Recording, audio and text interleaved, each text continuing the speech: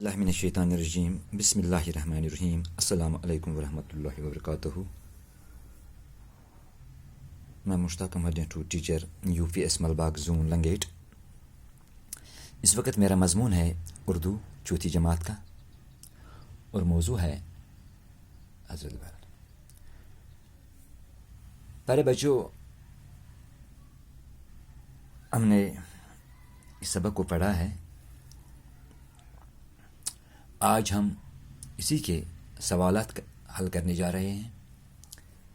پہلا سوال ہے، حضرت بل کہاں واقع ہے؟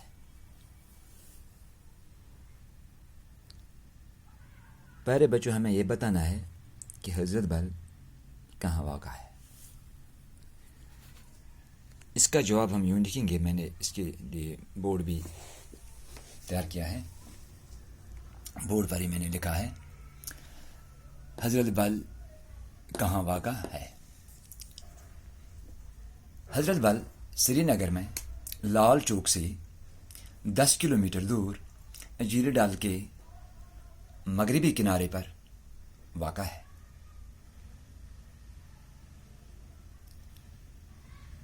حضرت بل سری نگر میں لال چوک سے 10 کلومیٹر دور جھیل ڈل کے مغربی کنارے پر واقع ہے. دوسرا سوال ہے، حضرت بل کا پرانا نام کیا تھا؟ پیارے بچوں، ہمیں یہاں بتانا ہے کہ حضرت بل کا پرانا نام کیا تھا. ہم نے پڑھا ہے حضرت بل کا پرانا نام صادق آباد تھا. حضرت بل کا پرانا نام صادق آباد تھا.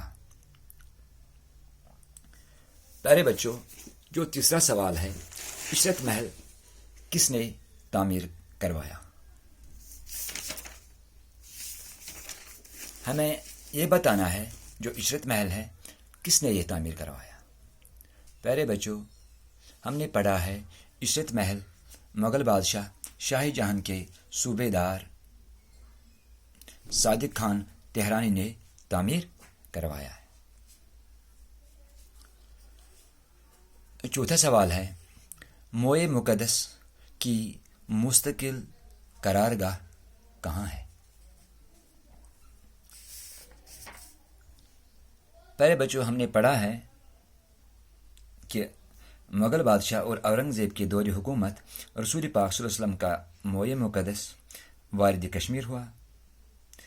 موئے مقدس کو پہلے نقش بند صاحب کی زیارت میں رکھا گیا، جہاں جگہ کی کمی کے سبب شہر کے بزرگ اور سنجیدہ لوگوں کے مشورے پر درگاہ حضرت بل کو ہی اس کی مستقل قرارگاہ مقرر کیا گیا. اس کا جواب ہم یوں لکھیں گے، موئے مقدس کی مستقل قرارگاہ درگاہ حضرت بل میں ہے. ٹھیک ہے. اور پانچواں سوال ہے، کن دو خاص موقعوں پر حضرت بل میں موئے مقدس کی زیارت کروائی جاتی ہے؟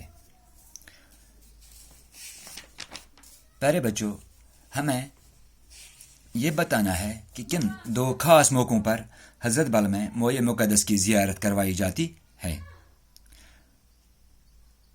ہمیں پتہ ہے، ہم نے پڑھا بھی ہے اور آج بھی ہم یہ دیکھ رہے ہیں کہ عید میلاد النبی اور معراج النبی صلی اللہ علیہ وسلم کے موقعوں پر حضرت بل میں موئے مقدس کی زیارت کروائی جاتی ہے. یعنی عید میلاد النبی صلی اللہ علیہ وسلم اور معراج النبی صلی اللہ علیہ وسلم کے موقعوں پر حضرت بل میں موئے مقدس کی زیارت کروائی جاتی ہے. ٹھیک ہے. یہ تھے کچھ سوالات. باقی جو سوالات رہ گئے ہیں، کالم الف کے حصوں کو کالم بے کے ساتھ جوڑ کر مناسب جملے بنائیں گے. انشاءاللہ ہم کل اس سوال کو کریں گے. اس سے آگے بھی جو سوالات ہیں وہ بھی ہم کریں گے. آج ہم اتنا ہی پڑھیں گے. اپنا خیال رکھیے. دے دیے اجازت. خدا حافظ. السلام علیکم ورحمۃ اللہ وبرکاتہ.